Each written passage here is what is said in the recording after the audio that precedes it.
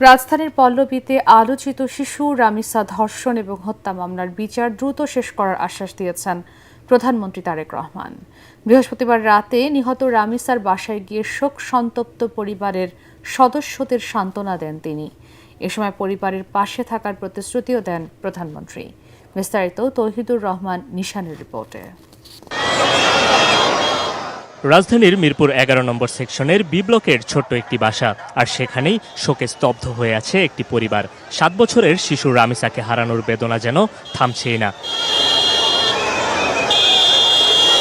বৃহস্পতিবার রাত 10:15টার দিকে মন্ত্রিসভার বৈঠক শেষে সরাসরি নিহত রামিসার বাসায় যান প্রধানমন্ত্রী তারেক রহমান। সেখানে তিনি রামিসার বাবা মায়ের সঙ্গে কথা বলেন এবং গভীর সমবেদনা জানান। প্রধানমন্ত্রীকে কাছে পেয়ে আবেগ আপ্লুত হয়ে পড়েন রামিসার বাবা। সন্তানের নির্মম মৃত্যুর বর্ণনা দিতে গিয়ে বারবার কান্নায় ভেঙে পড়েন পরিবারের সদস্যরা।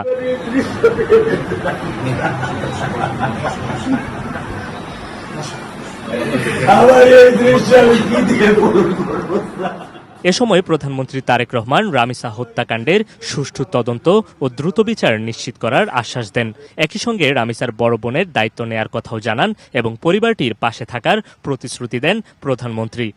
এই অন্যায়ের সাথে যে জড়িত তার বিচার আমরা আগে করতে চাই, তার বিচারের ব্যবস্থা আমরা আগে করতে চাই, এইটা আমরা আগে প্রথমে করতে চাই। আপনাদেরকে শক্ত থাকতে হবে, ধৈর্য ধরতে হবে, ওর দিকে তাকে শক্ত থাকতে হবে। এ সময় প্রধানমন্ত্রীর সঙ্গে উপস্থিত ছিলেন স্বরাষ্ট্রমন্ত্রী সালাউদ্দিন আহমেদ, আইনমন্ত্রী মোহাম্মদ আসাদুজ্জামান, ক্রীড়া প্রতিমন্ত্রী আমিনুল হক, ঢাকা উত্তর সিটি কর্পোরেশনের প্রশাসক শফিকুল ইসলাম মিল্টন সহ সরকারের ঊর্ধ্বতন কর্মকর্তারা।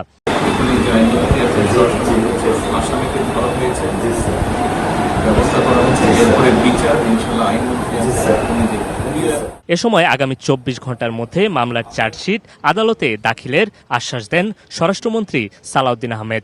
ইনশাআল্লাহ বিচার হলো খুব সংক্ষিপ্ত সময়, কারণ এর চেয়ে বেশি বলতে পারবো না, কারণ আদালতের বিষয় তো।